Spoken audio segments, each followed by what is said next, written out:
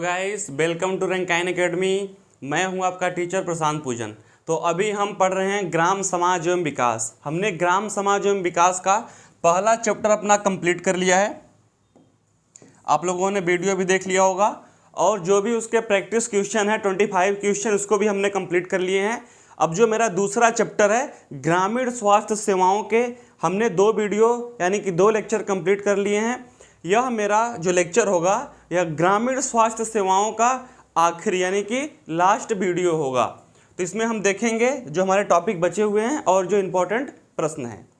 तो यहाँ पर देखिए राज्य स्वास्थ्य सूचकांक सन 2019, ठीक है ना। एक सूचकांक यानी कि एक रिपोर्ट निकलती है जिसमें हमारे देश में जितने भी प्रदेश हैं, जो हमारे यूटी हैं, उनमें स्वास्थ्य से संबंधित परफॉर्मेंस क्या रही है, वहाँ पर स्वास्थ्य के अकॉर्डिंग कौन कौन सी सुविधाएं अच्छी रही हैं। तो कुछ मानक को लेकर उसके ऊपर एक रिपोर्ट प्रकाशित होती है। तो उस रिपोर्ट को क्या बोलते हैं, राज्य स्वास्थ्य सूचकांक सन 2019। तो यहाँ पर आपने देख लिया होगा यह नीति आयोग द्वारा जारी प्रमुख है, जिससे इसने विश्व बैंक और केंद्रीय स्वास्थ्य एवं परिवार कल्याण मंत्रालय के साथ मिलकर तैयार किया है। तो यहाँ पर ध्यान देने वाली बात क्या है कि नीति आयोग, ठीक है ना। इसका पहले नाम योजना आयोग था, अब नीति आयोग हो गया है। यानी कि जो नीति आयोग है वो इस पर रिपोर्ट तैयार करती है केंद्रीय स्वास्थ्य एवं परिवार कल्याण मंत्रालय। मैंने पहले वीडियो में आपको बताया था कि जो स्वास्थ्य एवं परिवार कल्याण मंत्रालय है वह स्वास्थ्य संबंधी सभी घटनाओं का विभाग है और जो नीति आयोग है इसके साथ मिलकर इस रिपोर्ट को तैयार करती है। तो नीति आयोग और केंद्रीय स्वास्थ्य एवं परिवार कल्याण मंत्रालय, ठीक है। केंद्रीय, यहाँ पर केंद्रीय का मतलब क्या है कि यह जो रिपोर्ट होगी यह सभी प्रदेशों में और सभी यूटी में लागू होगी, ठीक है। इसके बाद देखिए यह report healthy status progressive India, यानी कि इसका जो अर्थ है स्वस्थ राज्य प्रगतिशील भारत, ठीक है ना। हो सकता है कि प्रश्न में ऐसा भी आ जाए कि स्वस्थ राज्य और प्रगतिशील भारत, ठीक है ना, शीर्षक से जारी की गई है। यह जो रिपोर्ट जारी की गई है इसका जो नाम है उसका नाम क्या है, स्वस्थ राज्य और प्रगतिशील भारत। देखिए कितना अच्छा नाम है। राज्य कैसे हो, स्वस्थ हो, और भारत क्या हो, प्रगतिशील हो। ऐसे प्रश्न आए तो आप लोग उस पर ध्यान दीजिएगा। यह जो रिपोर्ट का नाम क्या है, स्वस्थ भारत, ठीक है, स्वस्थ राज्य और प्रगतिशील भारत। इस रिपोर्ट में केंद्र एवं राज्य के वर्ष भर के प्रदर्शन को मापा गया है। यह जो रिपोर्ट आई है इसमें केंद्र से संबंधित योजनाएं और राज्य के अकॉर्डिंग जो भी योजनाएं रही हैं उनके प्रदर्शन कि उनका प्रभाव कैसा रहा है, उनका प्रभाव हमारे जिले में, हमारे राज्य में, हमारे प्रदेश में कैसा रहा है, उसको इसमें मापा गया है। राज्य सूचकांक जो है सन 2019 में, ठीक है ना। तो अभी आपने इसको देख लिया कि नीति आयोग और केंद्रीय स्वास्थ्य एवं परिवार कल्याण मंत्रालय के साथ मिलकर यह रिपोर्ट प्रकाशित की गई है। और इसमें जो इसका थीम रहा है, जो इसका नाम रहा है, वह नाम क्या रहा है, स्वस्थ राज्य और प्रगतिशील भारत, इसका शीर्षक रहा है, ठीक है ना। और इसमें मुद्दे क्या हैं कि केंद्र और राज्य की योजनाओं का मूल्यांकन करना है कि कितना ये प्रभावशील, कितना इसका प्रभाव हमारे राज्य और उसमें केंद्र में रहा है, जो इसका थीम रहा है। यह सूचकांक, यह इंपॉर्टेंट है, 23 संकेतकों के आधार पर तैयार किया गया है, ठीक है। जैसे सपोज करिए कि मैं बोलूं कि आपके अंदर क्या क्वालिटी है, आपके अंदर क्या क्वालिटी है, तो आपकी 10-5 आदतों को मेंशन किया जाएगा कि आप सुबह कितने बजे उठते हैं, ठीक है ना, आप पर डे स्नान करते हैं कि नहीं, कितने घंटे आप पढ़ाई करते हैं, आपके खाने का टाइमिंग क्या है, आपके टहलने का टाइमिंग क्या है, ठीक है ना। तो इन सभी शेड्यूल को देखकर, इन सभी पॉइंट को देखकर यह निर्धारित होगा कि आपकी कैसी क्वालिटी है। तो उसी प्रकार से यह जो सूचकांक बनाया गया है जिसका थीम रहा है स्वस्थ राज्य और प्रगतिशील भारत, ठीक है ना, यह 23 पॉइंटों पे मिलकर बनाया गया है। अब देखिए इन 23 पॉइंटों को खोजने मत बैठ जाइएगा, ठीक है ना। इंपॉर्टेंट है कि 23 पॉइंट को लेकर इस थीम को बनाया गया है, इस रिपोर्ट को बनाया गया है, जिसे स्वास्थ्य परिणामों, गवर्नेंस एवं सूचना और महत्वपूर्ण जानकारियों प्रक्रियाओं के क्षेत्र में बांटा गया है। जो 23 थीम है उनको इस तरीके से बांटा गया है कि जो हेल्थ के परिणाम हैं किस राज्य में कैसे रहे हैं, ठीक है ना, और गवर्नेंस एवं सूचना और महत्वपूर्ण जानकारियाँ। तो आपको इसमें इंपॉर्टेंट क्या है कि 23 सूचकांक को, 23 संकेतकों को यहाँ पे ध्यान रखना है।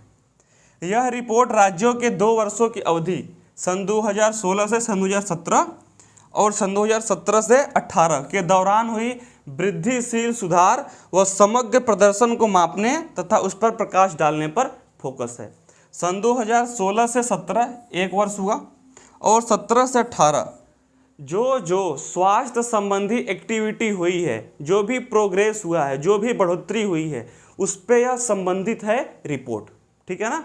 मैं बोलूँ कि एक रिपोर्ट आई है क्राइम पे यानी कि लाभ पे, तो उसमें क्या होगा कि जो आपराधिक घटनाएं हुई हैं, ठीक है ना, कितने इनकाउंटर हुए हैं, कितने आपराधिक एक्टिविटी को अंजाम दिया गया है, कितने को सज़ा मिली हुई है, ठीक है ना, तो उन सब बातों पे होगी। लेकिन यह रिपोर्ट क्या है, स्वास्थ्य संबंधित पे है, ठीक है ना, स्वास्थ्य की घटनाओं पे है। तो इस पर क्या होगा कि इस पर वृद्धिशील जो भी सुधार हुए हैं या फिर समग्र प्रदर्शन, कि किसका प्रदर्शन अच्छा रहा है, किसका प्रदर्शन खराब रहा है, इन सब बातों को इसमें मेंशन किया गया है। इसमें बस आप लोग को 3-4 पॉइंट ऊपर नीचे ध्यान रखना है, ठीक है ना, कि कौन इसको प्रकाशित करता है, इसकी थीम क्या रही है, या कितने संकेतक पे यह रिपोर्ट बनी हुई है। ठीक है। इनमें राज्यों को, बड़े राज्य 21 राज्य हमारे में, ठीक है ना, 28 राज्य हैं, उनमें से 21 राज्य को एक ग्रुप में डाला गया है क्योंकि यह आबादी और क्षेत्रफल की दृष्टि से सामान्यतः बड़े राज्य हैं। इसके बाद 8 तथा केंद्रशासित प्रदेश 7 में बांटा गया है। ठीक है। तो इस तरीके से आप यहाँ पर देख सकते हैं केंद्र शासित प्रदेश जो है इसको 7 भागों में बांटा गया है। ठीक है ना। अभी जो पहले है, अभी हमारे केंद्र शासित प्रदेश और जो हमारे राज्य हैं उनकी संख्याओं में परिवर्तन हुआ है। आपको पता ही होगा कि जम्मू कश्मीर और लद्दाख वो हमारे यूटी बन गए हैं। ठीक है ना। तो यह रिपोर्ट उससे पहले की है। बड़े राज्यों में अब हम देखते हैं कि कौन से राज्यों में जो स्वास्थ्य संबंधित डेटा हमें मिला है, कौन शीर्ष पे है और कौन लास्ट में है। ठीक है। तो केरल, आप लोगों ने केरल का नाम सुना ही होगा कि पढ़ाई लिखाई में भी यहाँ के लोग काफ़ी अग्रणी रहते हैं। ठीक है ना। जो पढ़ने की यहाँ पे प्रतिशतता है वो सबसे अधिक है। तो स्वास्थ्य में भी केरल सबसे आगे है। 74.01 पॉइंट के साथ केरल स्वास्थ्य में सबसे ऊपर है। ठीक है ना। फिर इसके बाद आंध्र प्रदेश, आप लोग देख रहे होंगे कि सारे साउथ के ही राज्य ऊपर आ रहे हैं। ठीक है ना। इसके बाद महाराष्ट्र को क्रमशः पहला, दूसरा और तीसरा स्थान मिला है। देखिए पहला, दूसरा, तीसरा ही ज़्यादातर इंपॉर्टेंट होता है। तो स्वास्थ्य में जो समग्र विकास की रिपोर्ट आई है उसमें टॉप पर कौन है, केरल है। फिर सेकेंड स्थान पे आंध्र प्रदेश आया है और तृतीय स्थान पे महाराष्ट्र आया है। ठीक है ना। तो आप लोग को क्लियर यहाँ पर हो गया होगा कि राज्य स्वास्थ्य सूचकांक सन 2019 की जो रिपोर्ट आई है उसमें केरल टॉप पे रहा है। ठीक है। केरल यहाँ पर टॉप पे रहा, आप लोग इसको देख सकते हैं। फिर आंध्र प्रदेश रहा है, फिर महाराष्ट्र रहा है। ठीक है ना। ये सब आसान पॉइंट है, आप लोग इसको ध्यान दीजिएगा। इसके बाद क्या है, इसमें सबसे बड़ी आबादी वाला राज्य, देखिए यह इंपॉर्टेंट डेटा क्यों है, क्योंकि हम परीक्षा कहाँ पर दे रहे हैं, हम परीक्षा अपना उत्तर प्रदेश में देने वाले हैं। तो हमारे लिए 2 डेटा काफ़ी इंपॉर्टेंट हैं, एक तो केरल और एक अपने उत्तर प्रदेश का, एक अपने उत्तर प्रदेश का। ठीक है। तो केरल तो टॉप पे है, लेकिन जो हमारा उत्तर प्रदेश है अभी भी काफ़ी पीछे है। देखिए ग्रोथ के मामले में टॉप पर है, ग्रोथ के मामले में है, यानी कि यहाँ पर पहले से काफ़ी अच्छी ग्रोथ है हो रही है, लेकिन अभी भी सबसे लिस्ट पे है, यानी कि 28.61। आपसे यदि यह पूछे प्रश्न, अभी का जो डेटा है कि जो राष्ट्रीय स्वास्थ्य सूचकांक है उसमें टॉप पर कौन है, तो केरल है, लेकिन सबसे लिस्ट पे कौन है, उत्तर प्रदेश है। ठीक है ना। लेकिन प्रश्न यदि आपसे ऐसा पूछ दे कि सुधार की दृष्टि से कौन सा राज्य अपने प्रतिशत को तेजी से बढ़ा रहा है, ठीक है, जैसे सपोज करिए कि एक बच्चा पढ़ने में बिल्कुल कमज़ोर है, मतलब उसको गिनती और क ख ग घ भी नहीं आता, ठीक है ना, लेकिन वह बहुत जल्दी से चीज़ों को सीख रहा है, तो हम क्या बोलेंगे, नहीं आगे बढ़ रहा है। तो उस मामले में उत्तर प्रदेश टॉप पे है तेज़ी से आगे बढ़ने में, लेकिन अभी भी आगे बढ़ने के साथ भी यह सबसे लिस्ट पे है। तो यहाँ पर 2 बातें हैं, तेज़ी से आगे बढ़ने में, ठीक है ना, तेज़ी से सुधार करने में टॉप पर है, लेकिन उस सुधार करने के बावजूद भी यह अभी भी लिस्ट पे है। तो केरल टॉप पे और उत्तर प्रदेश अभी भी लिस्ट पे है, ठीक है। फिर उसके बाद हमारा पड़ोसी राज्य बिहार, ठीक है ना, फिर उड़ीसा, नीचे से पहला, दूसरा, तीसरा है। तो यह डेटा आपके लिए इंपॉर्टेंट था, आप लोग इसको नोट कर सकते हैं। अब देखते हैं, अब तो हमने डेटा देख लिया। तो स्वास्थ्य से संबंधित प्रमुख पहल, यानी कि स्वास्थ्य सुविधाओं को सुदृढ़ करने में, इनको आगे बढ़ाने में, इसको अपडेट करने में सरकार के द्वारा कौन कौन सी पहल होती है। बस इसका नाम आप लोग को ज़्यादा इंपॉर्टेंट है, जन औषधि योजना, ठीक है ना। मैं इसको सर्किल कर देता हूँ, जन औषधि योजना। यह राज्य सरकारों के सहयोग से संचालित होती है। जो जन औषधि योजना है, इसको चलाने वाले कौन होते हैं? इसको चलाने वाले राज्य होते हैं। तो दो इंपॉर्टेंट क्वेश्चन आपको बन गए। जन औषधि योजना किससे संबंधित है? तो यह स्वास्थ्य सुविधाओं की एक पहल है, ठीक है ना, एक कार्यक्रम है। और इसको कौन चलाता है? यह राज्य सरकारों के सहयोग से संचालित होती है, ठीक है ना। इसके तहत वहनी कीमतों पर तथा निःशुल्क गुणवत्तापूर्ण जेनेटिक दवाएं उपलब्ध कराई जाती हैं, यानी कि जो दवाएं होती हैं वो पीड़ित को निःशुल्क प्रदान की जाती हैं। तो इसके अंदर आप लोग पढ़ते रहिएगा, लेकिन अभी इम्पोर्टेंट क्या है कि यह राष्ट्रीय आरोग्य नीति, इसके तहत प्राण घातक बीमारी, जैसे कि जो बीमारी काफ़ी ज़्यादा खतरनाक होती है, जैसे कि कैंसर हो गया, टीबी हो गया, कि जिससे व्यक्ति की जान भी जा सकती है। अब किसी को खांसी हो गया, बुखार हो गया, ठीक है ना, तो इसके लिए नहीं है। यह क्या है? प्राण घातक बीमारियों से पीड़ित गरीब परिवार के रोगियों को सुपर स्पेशलिटी सरकारी अस्पताल में उपचार प्राप्त कराने के लिए वित्तीय सहायता प्रदान की जाती है। जैसे जो राष्ट्रीय आरोग्य निधि है, इसमें यदि कोई व्यक्ति गंभीर समस्या से पीड़ित है, गंभीर रोग से पीड़ित है, तो उसके लिए निःशुल्क उपचार की व्यवस्था की जाती है। किसके अंतर्गत? राष्ट्रीय आरोग्य निधि के अंतर्गत। इसके बाद हम देखेंगे किलकारी, एक किलकारी भी है, मैं यहाँ पर अंडरलाइन करते जा रहा हूँ, ठीक है ना। इसके तहत परिवार के मोबाइल फ़ोन पर, देखिए इसमें किलकारी में क्या है, नाम ही सुन के आपको लोग को लग गया होगा किलकारी यानी कि बच्चे से। तो यदि किसी औरत के गर्भ में बच्चा है तो दूसरी तिमाही से लेकर बच्चे के जन्म तक, ठीक है ना, किलकारी मिशन के अंतर्गत क्या होता है कि आपके मोबाइल फ़ोन ऐप में आप लोग इसको डाउनलोड भी कर सकते हैं कि गर्भाशय के दूसरी तिमाही से लेकर बच्चे के 1 वर्ष तक होने तक, ठीक है ना, यानी कि जब बच्चा अपनी माँ के गर्भ में आता है दूसरी तिमाही से ही, और उसके जन्म के 1 वर्ष के बाद तक भी उसके मोबाइल फ़ोन ऐप पर 72, देखिए यहाँ पर है 72 ऑडियो संदेश यानी कि रिकॉर्डिंग भेजी जाती है कि किस प्रकार माता अपना ख्याल रखे और किस प्रकार अपने बच्चे का ख्याल रखे। 72 ऑडियो रिकॉर्डिंग भेजी जाती है। यह पहल किलकारी से अकॉर्डिंग है, ठीक है ना। ई रक्त कोष, देखिए इसमें क्या है कि ब्लड बैंक प्रबंधन, हम आर्टिफिशियल तरीके से ब्लड को नहीं बना सकते। जब हम ब्लड दान देंगे तभी एक ज़रूरतमंद को खून पहुँचेगा, ठीक है। तो इसके लिए ई रक्त कोष की पहल है। इसमें क्या होता है कि सभी ब्लड बैंकों को, सभी राज्य के ब्लड बैंकों को एक नेटवर्क से जोड़ने का कार्य करता है ई रक्त कोष, ठीक है। इसके बाद क्या है? राष्ट्रीय दृष्टिहीनता नियंत्रण, यानी कि अंधापन। अंधापन आपने देखा होगा, काफ़ी लोगों, जो लोग वृद्ध हो जाते हैं उनमें अंधेपन की शिकायत जनरली आ जाती है, ठीक है ना। तो इसके लिए राष्ट्रीय दृष्टिहीनता नियंत्रण कार्यक्रम का संचालन होता है सरकार द्वारा। इसमें क्या होता है? इस कार्यक्रम को वर्तमान में राष्ट्रीय स्वास्थ्य मिशन का भाग बना दिया गया।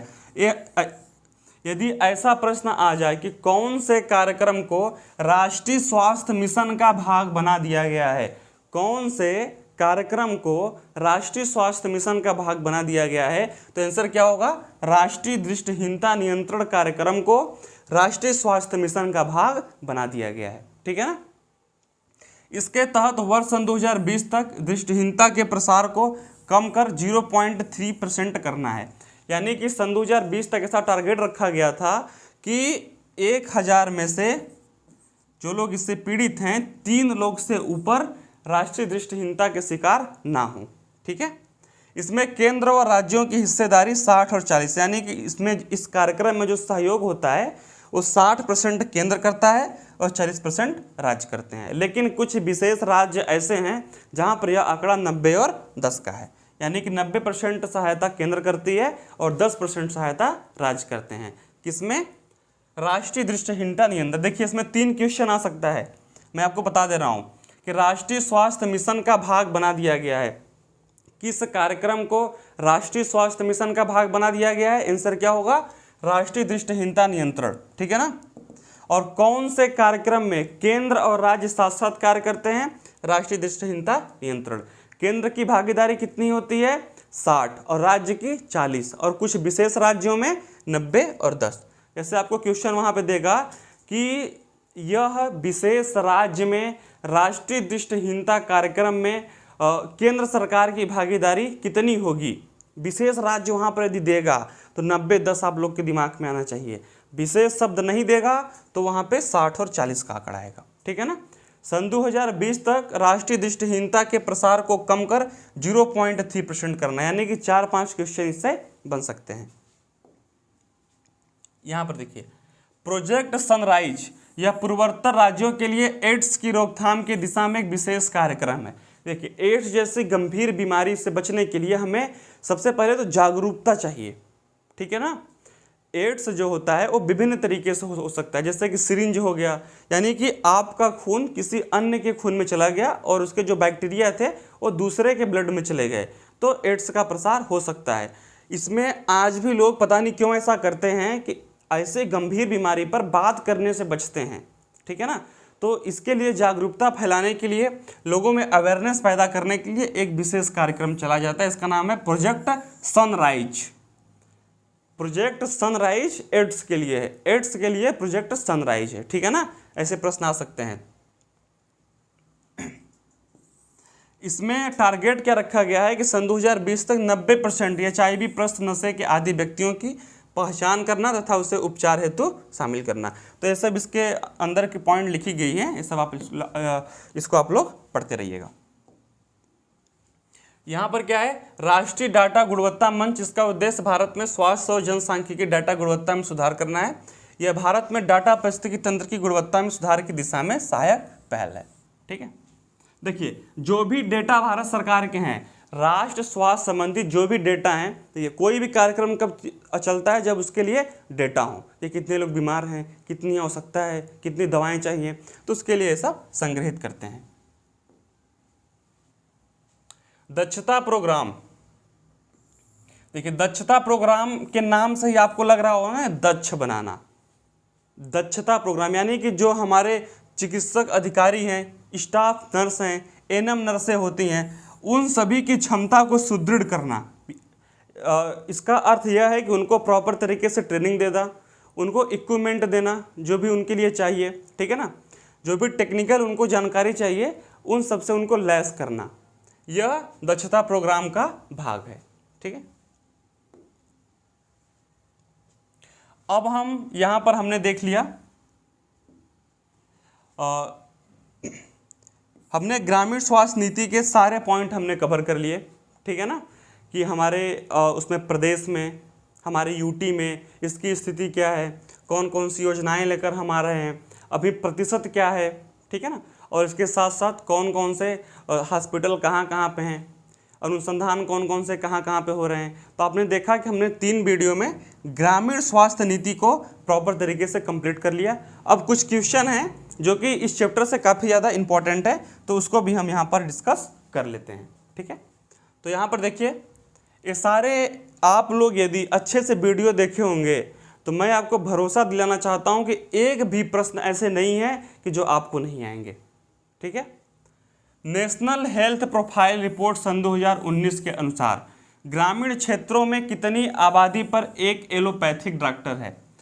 आई थिंक पहले ही वीडियो में यह डेटा आपको मिल गया होगा, ठीक है। तो इसका आंसर यहाँ पर है 26,000, यानी कि 26,000 आबादी पर एक एलोपैथिक डॉक्टर है, हम जिसे अंग्रेजी डॉक्टर भी बोलते हैं, यानी कि अंग्रेजी दवा देने वाला डॉक्टर।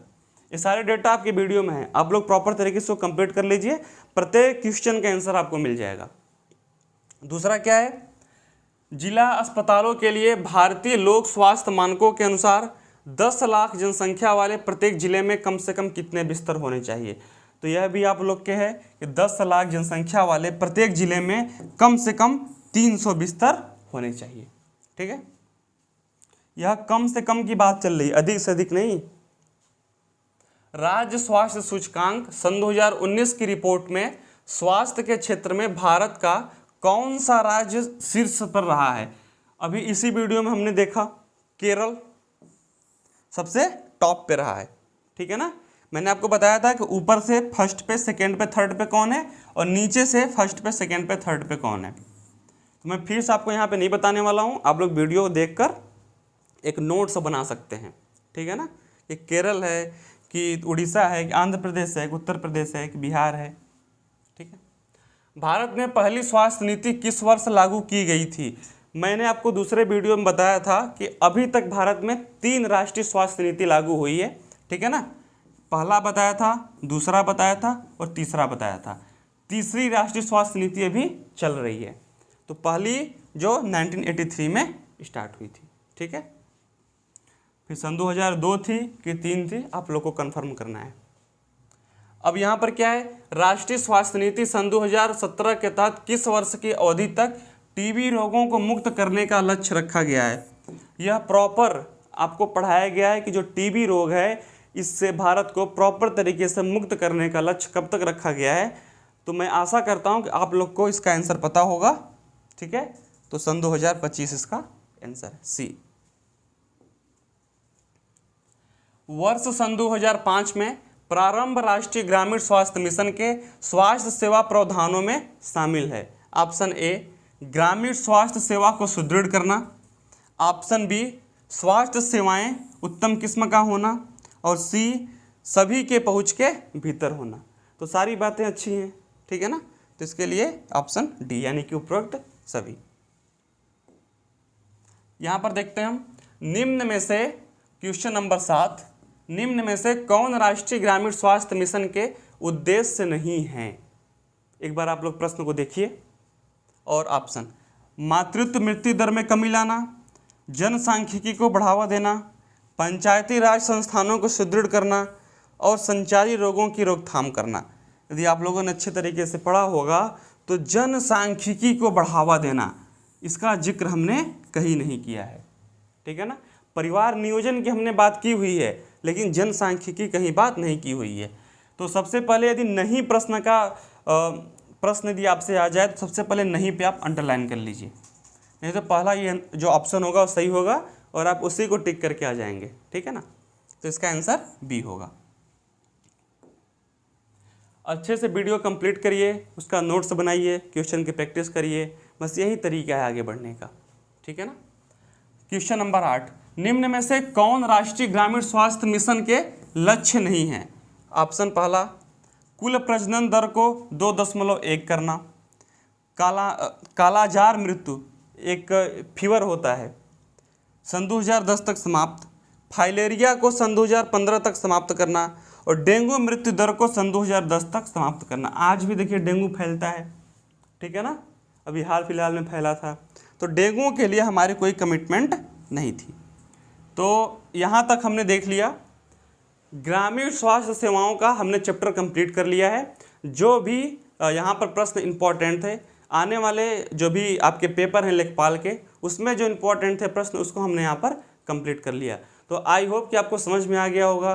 जो बच्चे हमसे जुड़ना चाहते हैं, हमारे साथ पढ़ना चाहते हैं, प्लीज़ जो रैंकाइन एकेडमी को सब्सक्राइब कर लें और हमारे साथ जुड़ जाएं। मिलते हैं नेक्स्ट वीडियो में, नेक्स्ट चैप्टर में। तब तक के लिए धन्यवाद।